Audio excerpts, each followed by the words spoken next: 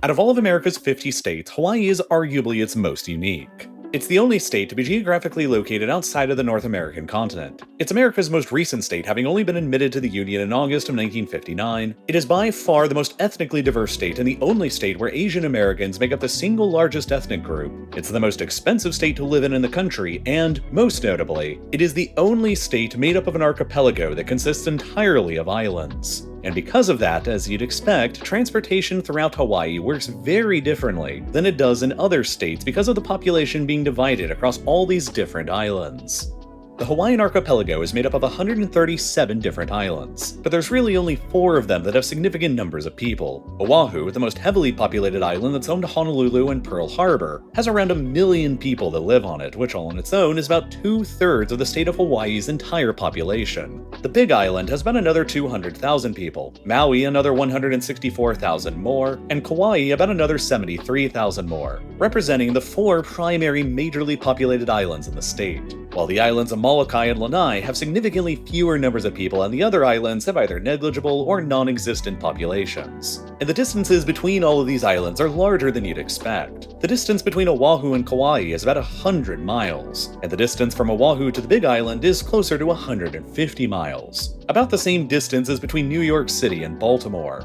And because of the distances involved here between all of these islands and population centers, the only way to travel between them is by either flying or taking a boat. But it might surprise you to learn that as of right now in 2024, there isn't a single ferry service or regularly scheduled passenger maritime transportation option between any of the 4 main Hawaiian islands. And people very rarely travel between the islands by boat. In fact, the only regularly scheduled ferry service at all in Hawaii today just operates between the relatively nearby islands of Maui and Lanai. And that's it. Instead, if you ever want to travel between any other islands in the Hawaiian archipelago, your only realistic option is to fly between them. And so, virtually all travel between Hawaii's main islands is dominated by very short-haul flights run through carriers like Hawaiian Airlines.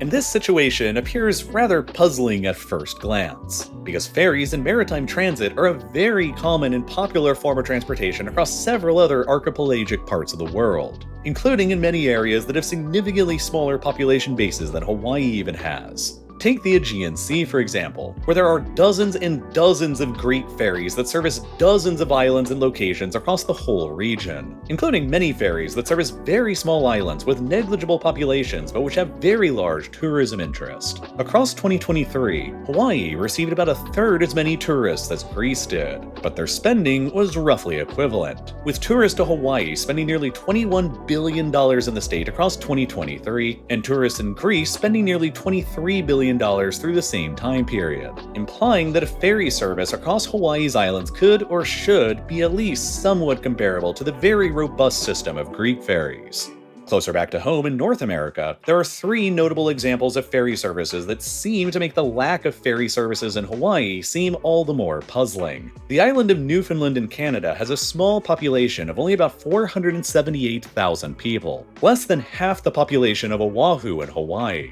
And it's also located about 100 miles away from the Canadian mainland in Nova Scotia, a similar distance as between the islands of Oahu and Maui or Oahu and Kauai. And yet, there are 2 active ferry lines that run from the island to Nova Scotia. A shorter ferry from Port au Basque that takes about 7 hours to complete, and a longer ferry from Argentia that takes about 16 hours to complete. Lengths of time that would be comparable to ferries between the islands of Hawaii. Washington State also operates a system of ferries across their island communities throughout the Puget Sound. And perhaps most notably, Alaska operates a complex system of ferries across enormous distances that link several small communities together from Bellingham, Washington, all throughout the Alaskan Panhandle and the Aleutian Islands. A ferry system that is notable in the context of Hawaii because the distances involved are substantially longer, and Alaska's population base is only about half that of Hawaii's. So why does Hawaii essentially not have any ferry service at all compared to all of these other examples? And why is it that in order to travel between the Hawaiian Islands, you nearly always have to fly rather than take a boat?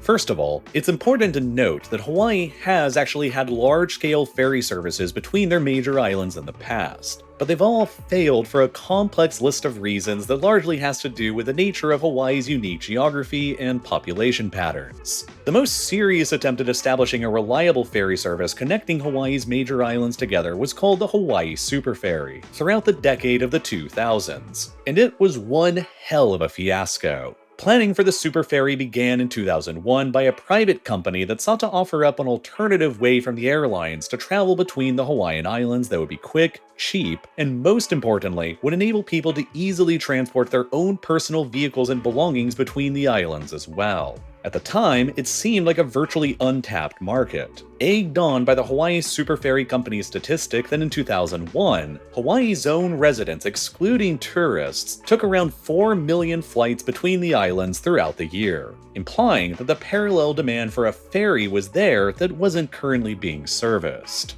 By 2004, the company signed a contract with a shipyard in Alabama to build out the first 2 of their Hawaiian ferries for a total sum of $178 million, or $89 million apiece, which inflated to 2024 dollars, was about $332 million for the 2 of them. A few years later, by 2007, the Hawaii Super Ferry was finally ready to begin launching its master plan that envisioned regularly scheduled ferry service between all 4 of Hawaii's majorly populated islands. But the company almost immediately began encountering significant difficulties. First up, there were numerous environmental concerns and risks brought up surrounding the ferry in port. Many of the ferry routes between the islands crisscrossed over well-established and mapped-out routes of humpback whale migration paths, which led to concerns that the huge sizes of the ferries could impact and kill whales and cause other environmental destruction for Hawaii's unique marine life ecosystem. And more pressingly, there was the concern that the ferries could spread invasive species throughout the rest of Hawaii as well. As a series of geographically isolated islands far removed from the rest of the world, Hawaii's ecosystem is uniquely delicate and fragile, and the state is by far the most serious about invasive species in the country. The Big Island has already seen several notable invasive species like fire ants, kokui frogs, and ilex plants establish a strong enough of a foothold there that eradicating them has effectively become impossible, leaving the Hawaiian state government with the unenviable goal of preventing their spread to the rest of the islands as much as possible, and containing them to the Big Island as much as they can.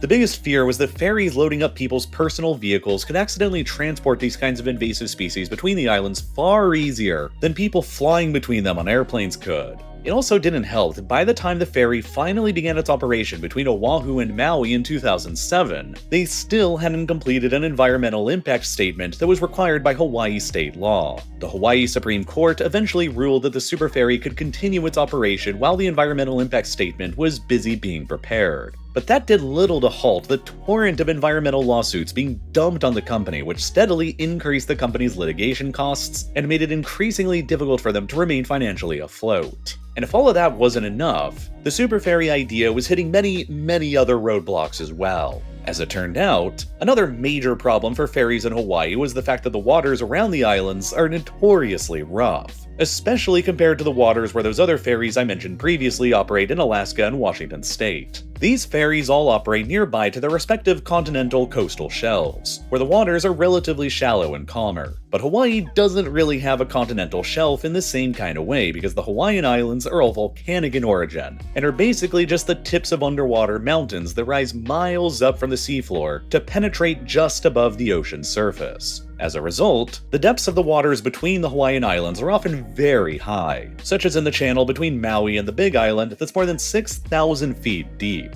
significantly deeper than the average depth seen in even the Mediterranean Sea. The name for this narrow and deep channel in the Hawaiian language is the Alanui Haha Channel, which roughly translates into English as the Great Billow Smashing Channel, which should give you some kind of an idea as to how rough the waters here can get as the currents surge through the deep chasm between Maui and the Big Island. The depths seen between the channels of the other islands are similarly deep, and the waters in between similarly rough as well, which means that ferry passages between the Hawaiian Islands are effectively done over open ocean, which means that the ferries involved in the passages need to be ocean-rated, requiring them to be larger and more sturdy and more expensive vessels than you would otherwise see in Alaska or in Washington state. And because of the distances between the main islands covering 100 nautical miles or more, the journeys on the super ferry between the islands would last for 6 to 8 hours, or in some cases even longer, through waters that were often very rough, meaning that seasickness was a common ailment among passengers traveling aboard. If you were a resident of Hawaii and you wanted to travel from one island to another island, you could opt to take the ferry, which might take you up to 8 hours to complete. It might result in you getting severely seasick along the way, and because it would take you another 8 hours or so to get back to your home island, you couldn't really make a day trip out of the ferry journey, so once you get to the other island, you would need to compete with all of the tourists for a hotel for the night, which adds on to the costs and practicality of the ferry journey even more. When you factor all of that in, and then you consider that a round-trip flight between the islands is often only a little more than $100, and takes less than an hour each way, the price of flying between the islands is often cheaper and faster and less likely to make you sick, which to most people still made flying between the islands the more obvious choice to choose instead of taking the ferry. There's also just not really a big pent-up demand for residents on the Hawaiian Islands to actually commute between the islands all that often. Oahu, as the economic and population center of the islands, is home to most of the state's major events like concerts and most of the state's good hospitals and medical care, which means that for the most part, the residents out on the other main islands usually only go into Oahu at most a couple or so times a year, for special events or for medical care, and for those purposes they're going to be more likely to fly than to take the ferry. As a result, it was perceived by a lot of Hawaii's residents that the people most likely to utilize the inter-island ferry service were going to be tourists instead of locals. Tourists who would bring their rental cars with them from Oahu and clog up the more limited infrastructure and roads on the less developed major islands, which led to a lot of the residents on the islands of Kauai, Maui, and the Big Island fearing that the ferry service would contribute to further over-tourism of their islands, and led to a lot of opposition against the whole concept. In the end, the Hawaii Super Ferry originally planned to establish regular and reliable ferry service between all 4 of the main Hawaiian islands, but only managed to establish service between Oahu and Maui because of all of these compounding difficulties. And due to all of those problems, along with potential lobbying from Hawaiian Airlines and rental car companies who were probably concerned about losing out on inter-island market share to the Super Ferry, the whole project wouldn't even survive for more than a couple years. In 2009, less than 2 years after they began their service in 2007, the Hawaii Supreme Court ruled that their previous granting of the Super Ferry to continue without the full environmental impact statement being completed yet had been unconstitutional, and the ferry service was immediately halted. Up to that point, the Super Ferry had only managed to transport about 250,000 passengers between the islands that it serviced through the 11 months when it was allowed by the courts to operate, which was well below the ferry's break-even costs and well below the volume of passengers flying between the islands on the airlines. For reference, air carriers between Honolulu and Kahului, the largest city on the island of Maui, fly about 4,890 seats between them each way per day, while a 2017 ferry feasibility study conducted by the Hawaii state government concluded that even in an optimistic scenario, a ferry would only be capable of transporting 11% of those same numbers of seats along the same route. Shortly after the courts ordered the Super Ferry to halt its operations over the environmental concerns in 2009, the writing for the Super Ferry was on the wall, and the company immediately suspended all of its services and let go of all of its employees. Within months, the company would declare bankruptcy and it had abandoned both of the ferries it had acquired. Eventually, both of the company's ferries would be acquired by the US Navy in a fire sale for just $35 million. A tiny fraction of their original $180 million price tag that the company had paid for them. The entire debacle and catastrophic failure of the Hawaii Super Ferry that saw hundreds of millions of dollars basically lit on fire has essentially ensured that nobody else will ever try establishing another ferry service in Hawaii for at least another 1 or 2 generations. And besides for the geographic and economic constraints standing in the way of another Hawaiian ferry service trying, there's also significant legal obstacles standing in the way as well. One of the strangest set of laws that still exists on the books in the United States are the 1886 Passenger Vessel Services Act and the 1920 Jones Act, which basically both stipulate that vessels operating within U.S. waters that transport passengers or cargo, like ferries carrying people and vehicles, need to have been built within the United States and also crewed by an all-American crew. These laws have essentially established a sort of maritime protectionism scheme within the United States for more than a century now, which forces American ferry and logistics companies to only purchase their ships from American shipyards, which have been coddled and globally uncompetitive for more than a century as a result, since they have a captive customer base, which means that prices are always artificially higher. The Hawaii Super Ferry purchased their ferries in 2004 from an Alabama shipyard for $89 million apiece, or $166 million apiece in 2024 dollars. In 2019, the same company that built those Hawaii Super Ferries announced that it was building another even larger ferry with double the passenger and vehicle capacity at one of its non-US shipyards for only $116 million in inflation-adjusted 2024 dollars. Tens of millions of dollars less for a ferry with double the capacity.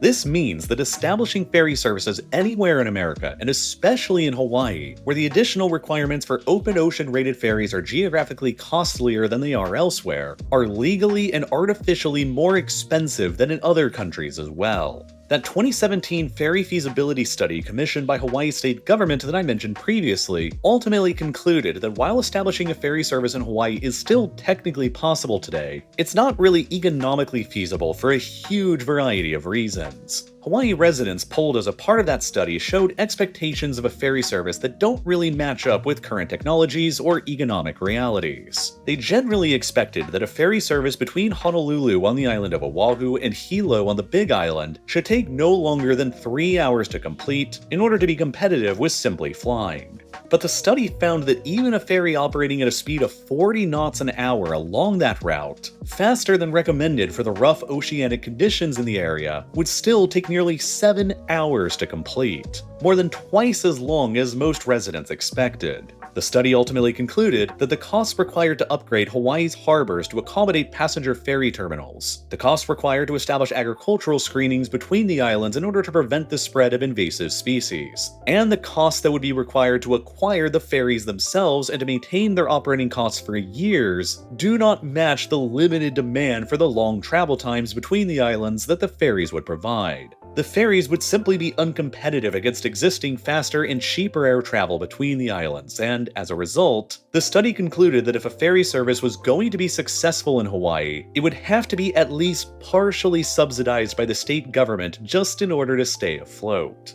A subsidized ferry service throughout Hawaii would not be without precedent, though. The Washington State Ferry Service has revenues that are about 25% subsidized by the Washington State government, while there's enough pent-up demand for the short ferry journeys across the Puget Sound to cover the remaining 75% of the ferry's operating costs. This probably wouldn't be the case in Hawaii, however, where demand for a more expensive and time-consuming ferry service would be lower. So a better comparison would be with Alaska's Marine Highway Ferry Service, which covers very long distances, supports very small populations, and is heavily subsidized by the Alaska state government. The Alaska Ferry Service covers more than 3,500 miles of coastline, including dozens of individual route segments, with many of them taking 6 hours and 10 hours, and even one line from Bellingham, Washington up to Ketchikan, Alaska, that takes a whopping 38 hours to complete and costs hundreds of dollars to travel along. However, Alaska's ferry service is highly subsidized by the Alaska state government, to the tune of nearly 69% of its entire total revenue, while actual ticket sales only account for about 31% of the ferry's revenues. This is the system that would be much more comparable to Hawaii than Washington state's ferry system, but Alaska is able to heavily subsidize its ferry service because it has something that Hawaii does not: a metric boat ton of oil. Despite how it appears at first glance, Alaska is much more of a rich state and Hawaii is much more of a poor state. Alaska has been geologically blessed with huge oil resources, and the state controls the 4th highest producing oil field in the entire country, at Prudhoe Bay in the far north of the state. As a result, Alaska has a massive oil industry that generates huge revenues for the state government, to the point where an overwhelming 85% of the Alaska state government budget simply comes from all of the state's oil revenues. And all of that oil money in the state enables Alaska to do several things that would be impossible in other states, such as heavily subsidizing the state's otherwise unprofitable ferry transportation system to better help its residents, and other interesting things like establishing an oil fund that pays out every single one of Alaska's residents an average of around $2,000 a year just for existing there, the only form of basic income currently seen anywhere in America, on top of having no income taxes and having the lowest overall tax burden imposed on citizens out of any of America's 50 states. Hawaii, on the other hand, is not as fortunate as Alaska. Hawaii has effectively zero natural resources, and its sheer distance away from any significant markets makes shipping costs to and from the islands anywhere else prohibitively expensive, which makes any potential manufacturing base in Hawaii naturally uncompetitive from the start. The only two industries that Hawaii's geography enables it to excel at are tourism and the military, because of the incredible strategic value offered up by Pearl Harbor on the island of Oahu near the dead center of the Pacific Ocean. But for the people who actually work in these two industries, the jobs available are generally low paid, which is why Hawaii's median income is lower than the median income seen in New Hampshire, and yet home prices in Hawaii are nearly twice as expensive as they are in New Hampshire anyway, despite the lower incomes. Hawaii is a fantastic state for people who move to it who are already wealthy, and possess more purchasing power than the locals do. But for those who have grown up on Hawaii without money, finding opportunity on the islands is very difficult, which is why so many of them leave for the mainland, and which is also why Hawaii's overall tax burden is already among the highest in the entire country. Without any natural resources or industries outside of tourism and the military, and with the military really only interested in the island of Oahu and none of the others, the result is that the Hawaiian state government has to fund itself primarily through taxes rather than natural resource revenue like Alaska. And so, if the Hawaii state government wants to begin heavily subsidizing a prospective unprofitable ferry service the same way that Alaska does, the only way it would be able to do so would be by increasing taxes in the state even higher than they already are, which would make the cost of living crisis in the state, already the worst in the entire country, even worse than it already is. For all intents and purposes, that is all why a ferry service between the main Hawaiian islands doesn't currently exist, and why one isn't likely to exist in the future either. Until ferry vessel technology and legal reforms advance enough to carry passengers between 2 points much faster and for a much lower cost than they currently can, the low market demand for the use of a ferry in Hawaii and the likelihood of a ferry service in Hawaii succeeding are each likely to continue remaining very low. And after the massive financial disaster the last time that someone tried getting one up and running with the Hawaii Super Ferry in the 2000s, nobody is likely to try getting another one up and running in Hawaii for the foreseeable future. And the only way you'll be able to travel between the islands for the most part, unless you want to charter or bring your own boat, will be to fly between them instead. Now, Hawaii is known for a lot of things besides for their lack of good maritime transportation options, and their food culture has absolutely gotta be one of those top things. From poke bowls to spam musubi to tempura shrimp and even more. And if you're anything like me, you might always be wondering why it still takes so much money and time to eat more healthily today. The global food supply runs more efficiently than ever, but there still seems to be this trade-off where you have to choose only two of the following three options with your meals: healthiness, affordability, and quickness. You can have a quick and healthy meal, but it'll be expensive. You can have an affordable and quick meal, but it'll be unhealthy. Or you can have a healthy and affordable meal, but it'll be time-consuming and inconvenient. For a long period in my life, I was really trying hard to figure out the answer to this dilemma by discovering a reliable source of meals that could encompass all three attributes: healthiness, affordability, and quickness. And I eventually discovered and became a customer of what ultimately became this video's sponsor, HelloFresh. The concept of HelloFresh is pretty straightforward. You just visit their app or website and select which meals you want to eat. And then the next week, an insulated box will show up on your front doorstep filled with all of the fresh, pre-portioned, and partially prepared ingredients you need so that you can home cook your meals way faster than if you had wasted a bunch of time planning your meals out, going to the grocery store and picking out ingredients and then coming home and prepping. You can also choose from a variety of menu options to suit all your needs and tastes. From fit and wholesome to quick and easy, vegetarian to family friendly, there's something for everyone to enjoy. And HelloFresh knows that your plans might change and life can get unexpectedly busy. That's why they let you easily customize your delivery from week to week as well, allowing you to tailor everything to your own schedule by adjusting your delivery date or skipping a week when you're not able to cook at home. And best of all, the meals themselves just taste really, really good too. That's the biggest reason of all that I've been a loyal customer myself to HelloFresh for years now, and why I've been making meals like this amazing buffalo spiced chicken for more than 3 years now.